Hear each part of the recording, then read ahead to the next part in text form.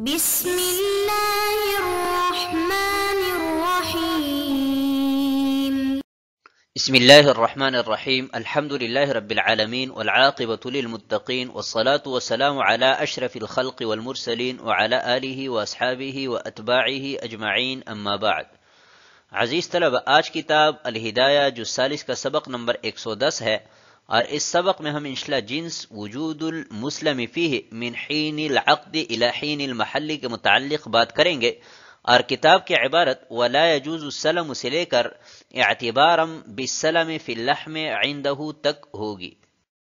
آتے ہیں سبق کے متعلق اصول کی طرف۔ تو اصل نمبر 1، الثابت يبقى لوهم الفائدة وغیر الثابت لا يبقى لوهم الفائدة،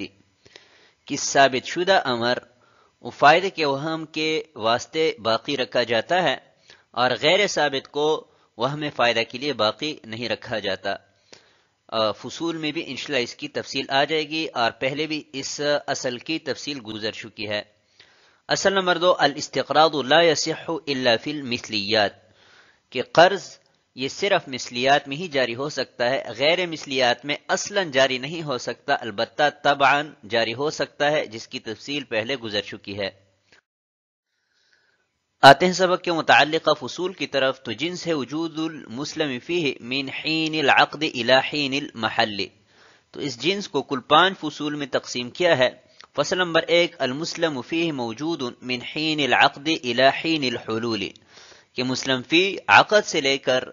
ادائیگی کے وقت تک موجود ہے، تو اس صورت میں بے سلم جائز ہوگی۔ فصل نمبر 2، المسلم فیہ منقطع الى الحلول، کہ عقد سے لے کر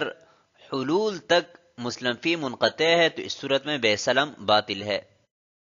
فصل نمبر 3، انقطع بعد العقد، کہ عقد کے وقت تو موجود تھی لیکن عقد کرنے کے بعد مسلم فی منقطع ہو گئی،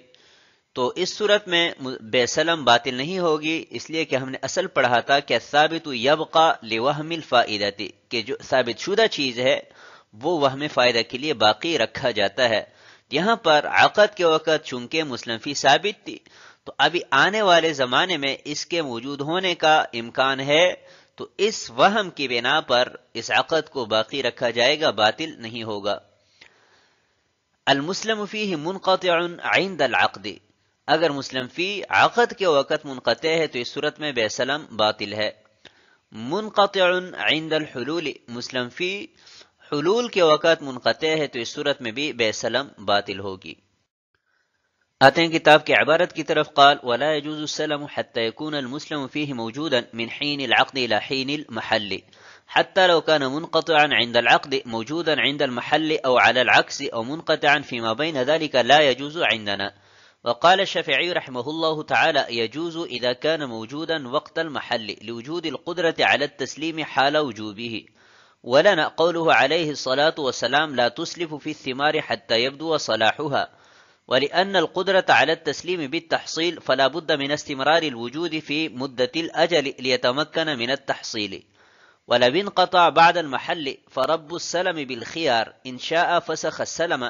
وإن شاء انتظر وجوده، لأن السلم قد صح والعجز الطارئ على شرف الزوال، فصار كإباق العبد المبيع قبل القبض۔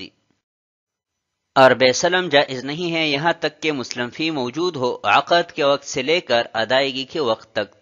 تاہم اگر عقد کے وقت منقطع ہو اور ادائیگی کے وقت موجود ہو، یا اس کا عکس معاملہ ہو، یا ان دونوں کے درمیان منقطع ہو، تو ہمارے ہاں بے سلم جائز نہیں ہے۔ اور امام شافعی رحمۃ اللہ علیہ فرماتے ہیں کہ جائز ہے جبکہ وہ ادائیگی کے وقت موجود ہو، کیونکہ ادائیگی واجب ہونے کے وقت حوالگی پر قدرت موجود ہے۔ اور ہماری دلیل حضور اکرم صلی اللہ علیہ وسلم کا قول ہے کہ بدوء صلاح سے پہلے پھلوں میں بے سلم نہ کرو،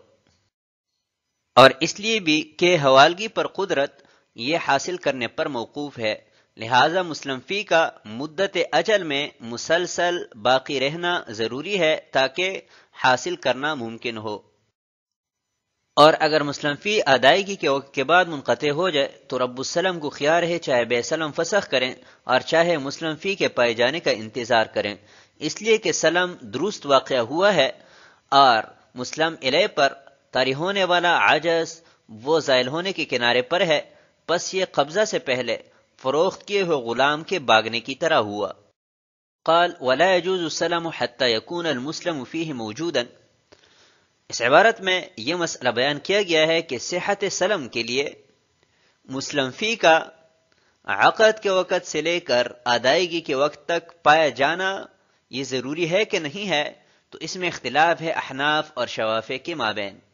احناف کے ہاں تفصیل یہ ہے کہ مسلم فی کا عقد کے وقت سے لے کر ادائیگی کے وقت تک موجود ہونا یہ ضروری ہے۔ پس اگر عقد کے وقت وہ منقطع ہو اور ادائیگی کے وقت موجود ہو تو اس صورت میں بے سلم درست نہیں ہے، یا اس کا عکس ہے، یعنی عقد کے وقت تو موجود ہے لیکن ادائیگی کے وقت منقطع ہے، تو اس صورت میں بھی بے سلم درست نہیں ہوگی۔ یا عقد کے وقت موجود ہے اور ادائیگی کے وقت بھی موجود ہے لیکن درمیانی مدت میں مسلم فی منقطع ہے، تو اس صورت میں بھی احناف کے ہاں بے سلم جائز نہیں ہے۔ وقال الشافعی رحمہ اللہ تعالی، اور امام شافعی رحمۃ اللہ علیہ کے ہاں تفصیل یہ ہے کہ اگر مسلم فی ادائیگی کے وقت موجود ہے تو درمیان میں منقطع ہونا یا عقد کے وقت منقطع ہونا یہ مضر نہیں ہے۔ لوجود القدرت علی التسلیم،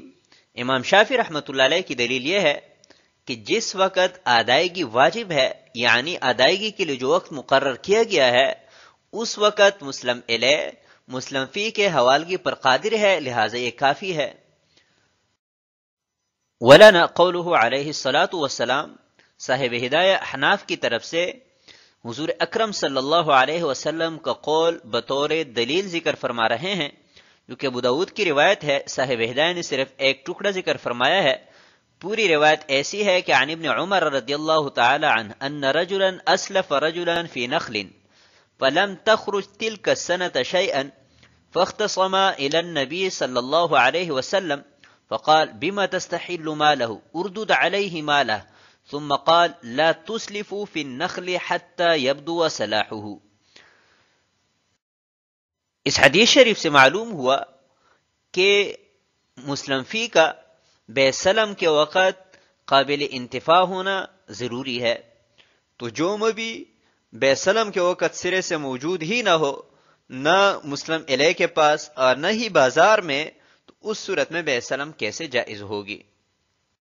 وَلِأَنَّ الْقُدْرَةَ عَلَى التَّسْلِيمِ، یہ احناف کی طرف سے صاحب ہدایہ نے دوسری عقلی دلیل پیش فرمائی ہے جس کی دو تشریحات ہو سکتی ہے۔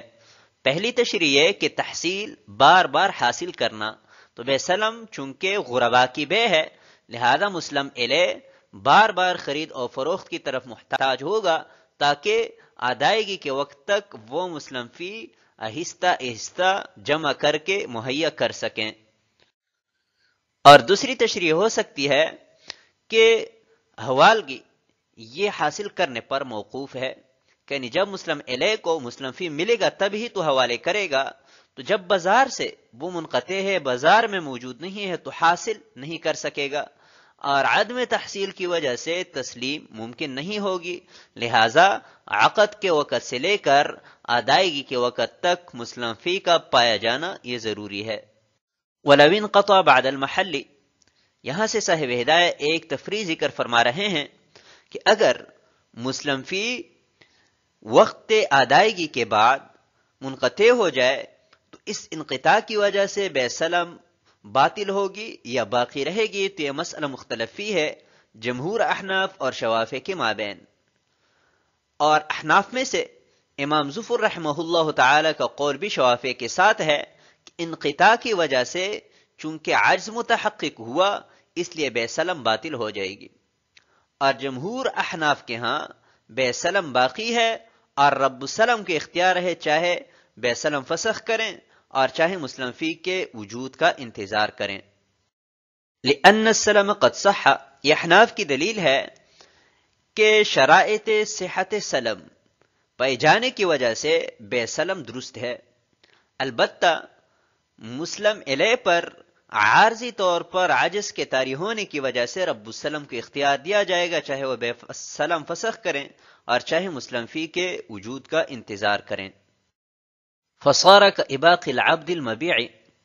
صاحب ہدایہ فرماتے ہیں کہ یہ معاملہ ایسا ہوا جیسا کہ کسی نے عبد فروخت کیا اور مشتری کے قبضے سے پہلے پہلے وہ بھاگ گیا، تو اس کے بھاگ کی وجہ سے جیسے بے باطل نہیں ہوتی،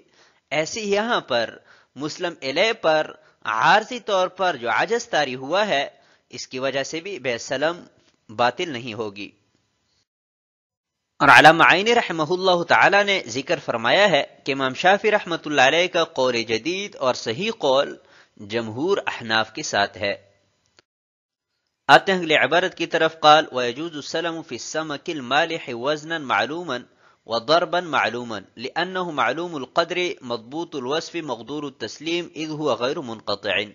ولا يجوز السلم فيه عددا للتفاوت. قال ولا خير في السلم في السمك الطري إلا في حينه وزنا معلوما وضربا معلوما لأنه ينقطع في زمان الشتاء حتى لو كان في بلد لا ينقطع يجوز مطلقا،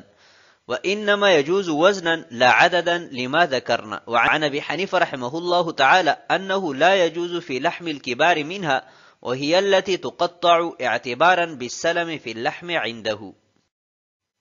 اور نمک لگائے گئے مچھلی میں بے سلم جائز ہے بشرط کہ وزن معلوم ہو اور قسم معلوم ہو،